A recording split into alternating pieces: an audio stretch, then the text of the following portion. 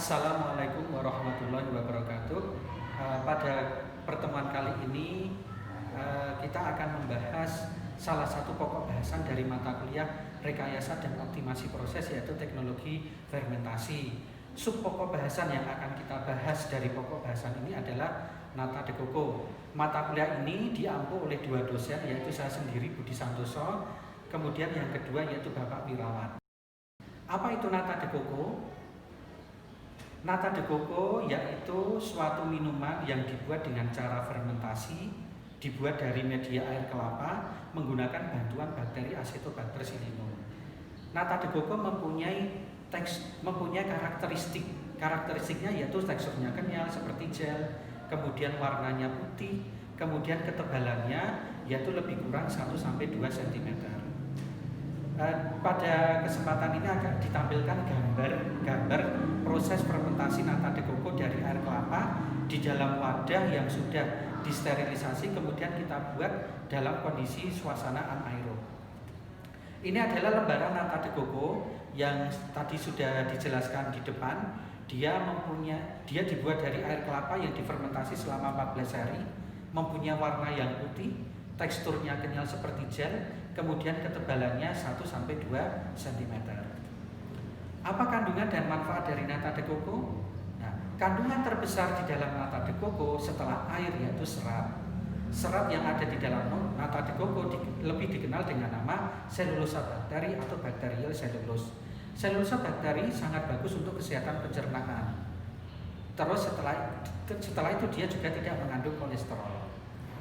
Pemanfaatan nata de coco dalam kehidupan sehari-hari untuk apa saja? Secara umum, nata de coco hanya dimanfaatkan sebagai minuman. Tetapi seiring perkembangan teknologi, pemanfaatan nata de coco tidak hanya sebatas untuk minuman, tetapi juga bisa untuk keperluan yang lain. Seperti dalam bidang kedokteran, bisa untuk membuat saraf tiruan, kemudian dalam bidang industri, untuk membuat kepingan CD, kemudian speaker pada salon, kemudian bioplastik, yaitu plastik pengemas yang dia bisa terdegradasi oleh alam sehingga bisa mengurangi terjadinya pencemaran lingkungan, kemudian NaCMC yang bisa berfungsi sebagai pengikat, kemudian bisa berfungsi sebagai filler, bisa berfungsi sebagai emulsifier. Ini adalah gambar kepingan CD. Nah, ini bisa dibuat dari selulosa nata. Kemudian ini adalah salon, speaker di dalam salon ini juga bisa dibuat dari selulosa nata. Kemudian ini adalah bioplastik yang dibuat dari selulosa nata. Dia mempunyai kelebihan bisa terdegradasi oleh alam sehingga bisa mengurangi terjadinya pencemaran lingkungan yang disebabkan oleh plastik. Kemudian ini adalah NaCMC dari selulosa nata de coco. Apa aplikasinya? Aplikasinya bisa sebagai pengikat, kemudian bisa sebagai filler, kemudian bisa sebagai emulsifier. Apa kelebihan dan kekurangan dari selulosa nata atau selulosa bakteri? Kelebihannya yaitu merupakan selulosa yang murni. Dia tidak berikatan dengan lignin dan hemiselulosa sehingga tidak memerlukan proses delignifikasi dalam aplikasinya. Kemudian cara pembuatannya mudah, hanya proses fermentasi 14 hari sudah terbentuk selulosa nata, kemudian cepat.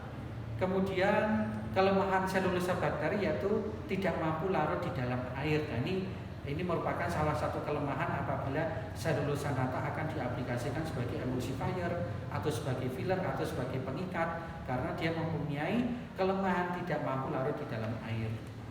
Ini adalah tahapan pembentukan selulosa bakteri oleh Acetobacter pseudomonas, yaitu diawali dari bahwa selulosa nata itu dibuat dari media yang mengandung karbohidrat. Karbohidrat bisa dalam bentuk monosakarida, disakarida, dan polisakarida. Nah, apabila karbohidrat dalam bentuk polisakarida seperti salah satu contohnya pati, maka pati ini oleh Acetobacter pseudomonas akan diubah terlebih dahulu menjadi glukosa. Kemudian glukosa oleh Acetobacter pseudomonas diubah menjadi selulosa nata. Ini adalah struktur kimia selulosa bakteri atau selulosa nata. Dia mengandung ikatan hidrogen. Ikatan ini yang menyebabkan dia bisa mengikat air sehingga nata mempunyai kandungan air yang tinggi. Ini adalah selulosa bakteri yang sudah dikeringkan. Dalam gambar nampak ada selulosa bakteri kering dalam bentuk lembaran dan dalam bentuk bubuk. Demikian pokok bahasa nata de coco yang bisa kami sampaikan pada kesempatan kali ini. Terima kasih atas perhatiannya. Wassalamualaikum warahmatullahi wabarakatuh.